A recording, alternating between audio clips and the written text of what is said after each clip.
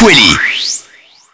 Et ça sera avec vous, Kala, bonjour. Bonjour Afi, bonjour à toutes et à tous. Ce matin, nous sommes avec l'eurodéputé RN Rodi Tolassi. Bonjour. Bonjour, bonjour à tous nos compatriotes mahorais qui nous écoutent ce matin. Merci beaucoup d'être avec nous ce matin. Alors, manifestation hier où vous avez participé, c'était à Chirongui en soutien à Marine Le Pen. Ici à Mayotte, moins d'une centaine de personnes présentes. Ça vous a déçu? Non, du tout.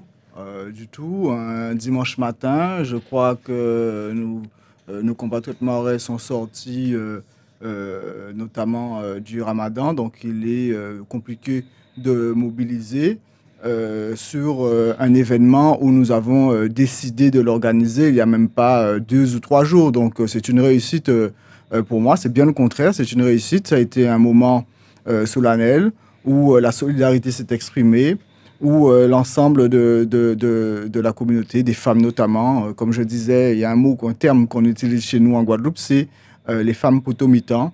Et donc, j'ai vu des femmes debout qui sont la poutre centrale de nos compatriotes mahorais, de la communauté mahoraise. Et donc, nous avons communié ensemble et pu montrer notre soutien à notre présidente Marine Le Pen. Cette manifestation, il y avait également une manifestation à Paris, toujours en soutien à Marine Le Pen. Marine Le Pen et 20 autres personnes donc accusées d'avoir détourné 4 millions d'euros pour payer entre autres le majordome de son père. Par exemple, comment votre parti qui défend la probité peut défendre cela aujourd'hui?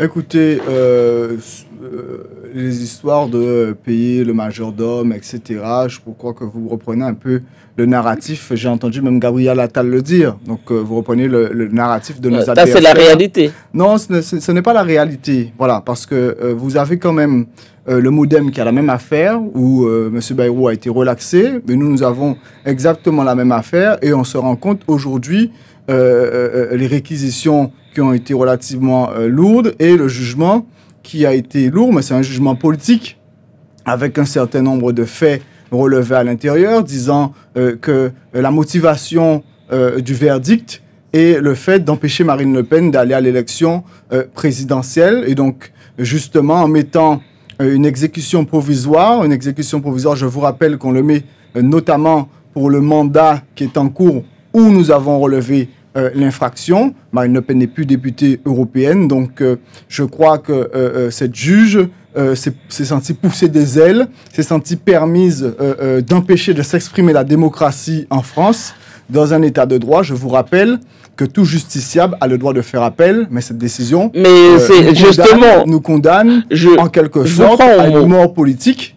Et comme le phénix, je pense que nous renaîtrons en quelque sorte pour arriver en 2027. Je vous prends au mot, tout justiciable a le droit de faire appel. Et le fait de dire que finalement c'est une décision politique, ça sert finalement votre parti, parce que vous annoncez, le parti, le RN annonce avoir reçu 25 000 demandes d'adhésion. Écoutez, la déclaration de guerre, ce n'est pas moi qui l'ai faite, je l'ai ramené, je l'ai plié tout petit dans ma poche, mais j'ai ramené le communiqué de presse du syndicat de la magistrature, qui, en l'occurrence, n'a pas le droit de faire de la politique. Et s'est permise, au lendemain des élections européennes, à faire un communiqué, ce n'est pas moi, il est là, le communiqué du syndicat de la magistrature, appelle l'ensemble des magistrates et magistrats, ainsi que toutes celles et ceux qui participent à l'activité judiciaire, à se mobiliser contre l'accession au pouvoir de l'extrême droite. Est-ce que vous croyez sérieux que des juges qui doivent être assez impartiaux, qui doivent respecter certaines règles, peuvent se permettre de faire la politique? Je vous rappelle qu'est-ce que c'est que le syndicat de la magistrature. C'est notamment ce syndicat qui avait fait le mur des cons. Le mur des cons, ils avaient épinglé un certain nombre de personnalités, dont Nicolas Sarkozy. Je sais qu'il est très apprécié à Mayotte, permettez-moi de finir, mais aussi Alain Schmitt, le père d'une femme, parce qu'il a défendu sa position face à un crime qui a été perpétré sur sa fille. Je vous rappelle qu'elle a été tuée par 30 coups de couteau par un récidiviste. Face au laxisme judiciaire, cet homme était effectivement révolté, ce qui est normal. Et des gens d'extrême gauche ont décidé d'épingler cet homme sur le mur des comptes. Donc vous vous rendez compte un peu de qui sont ces personnes. Ils se permettent aujourd'hui de nous empêcher de vivre notre démocratie, d'empêcher les Mahorais de s'exprimer à la prochaine présidentielle notamment, mais nous ne nous laisserons pas faire. Ils pourront s'exprimer. Si vous avez un autre candidat, de toute façon, les Français pourront s'exprimer. Mais au-delà ça ne fonctionne pas comme ça, madame. On ne joue pas un jeu de loterie. Je pense qu'un juge n'a pas à décider qui se présente face à la population. Mais jusque-là, ça ne gênait pas votre parti, en fait. Jusque-là, ça ne gênait pas que des élus soient condamnés. Aujourd'hui, comme ça vous touche et ça touche votre candidate, c'est là où votre parti monte créneau. Mais jusque-là, ça ne gênait pas votre parti. Mais ce n'est pas vrai. On a eu des élus ici à Mayotte condamnés encore récemment. On a un maire envoyé à Magicavo, des élus qui ont été déchus.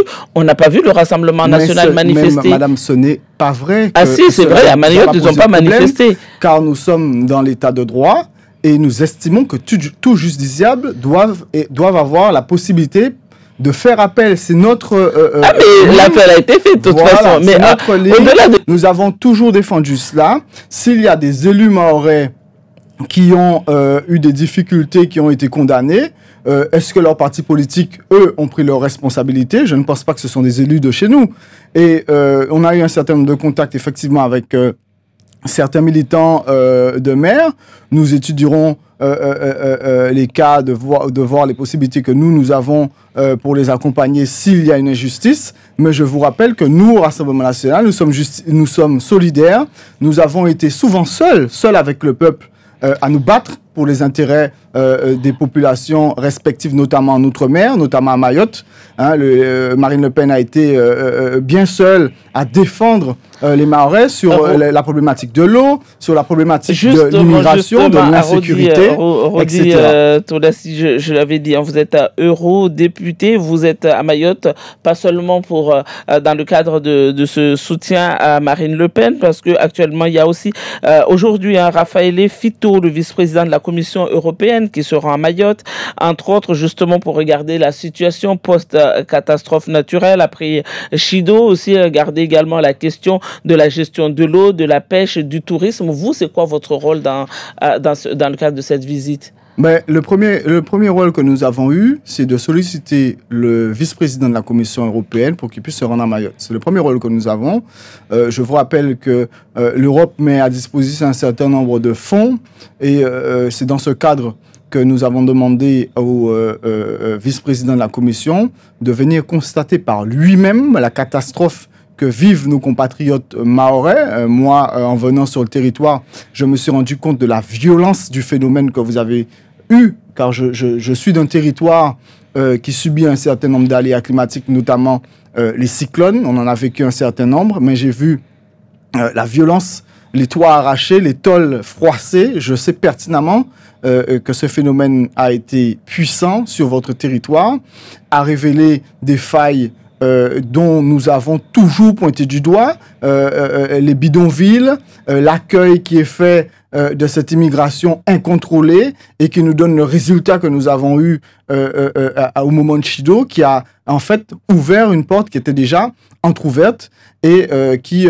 montre à l'ensemble du monde entier ce que les gouvernements successifs ont fait d'une si belle île qu'est Mayotte, où vous avez... Et du coup, aujourd'hui, votre parti, est-ce que soutient la mise en place de Frontex à Mayotte pour justement surveiller les frontières mahoraises ou pas? Alors, il y a deux choses. Nous sommes pour toute volonté qui consisterait justement à faire en sorte qu'il y ait des contrôles aux frontières, qu'il y ait des éléments qui empêchent de rentrer sur le territoire. La question qui se pose, est-ce que Frontex aura véritablement un rôle de garde aux frontières qui empêchera une immigration illégale d'entrer sur le territoire? Vous en doutez? Ce n'est pas ce qui se passe en Europe. Frontex n'est plus une agence de garde aux frontières qui protège les Européens. Frontex est venu le contraire, plutôt une agence en quelque sorte d'immigration. Donc c'est ce dont j'ai peur. Effectivement, et du coup, vous préconisez quoi alors? Non, je préconise que si Frontex est véritablement une agence de garde aux frontières qui sécurise les territoires, nous souhaitons que Frontex soit appliqué. Mais si Frontex est une agence de l'immigration, non. Mais, du coup, j'ai du mal à vous suivre. Pour vous, aujourd'hui, Frontex ne fait pas son travail, si j'ai bien compris. Et donc, vous dites non, en tout cas, pas dans ces conditions-là. Je ne comprends pas pourquoi vous avez du mal à me suivre. Les choses sont claires. Si Frontex agit comme elle agit en Europe, qui est plutôt une agence d'immigration au lieu d'être une agence... Pourquoi vous dites une agence d'immigration? Parce qu'elle permet en Europe que les immigrés puissent rentrer, qu'il puisse avoir des trafics d'immigration dans l'Europe. N'est pas vraiment une agence qui, au moment où nous avons ces bateaux qui rentrent sur le territoire européen, qui ne sont pas reconduits vers les ports dont ils sont partis, à côté etc. de ça, on a des ONG qui demandent à Frontex d'agir avec humanité aujourd'hui dans le cadre de frontières européennes. Donc, on voit deux points de vue complètement différents. Non, ce n'est pas deux points de vue complètement différents. C'est un point de vue hypocrite de la part des ONG. Regardez l'état de Mayotte, regardez ce qui arrive. Mais ici, il n'y a pas Frontex. Non, mais laissez-moi vous expliquer. Regardez ce qui arrive lorsqu'on accueille dans de mauvaises conditions, lorsqu'on accueille des gens dans des conditions inhumaines. Ça, c'est la réalité. Ça fait mal et je n'accepte pas. Lorsque nous sommes humanistes, nous n'avons pas à accueillir des gens de ces conditions.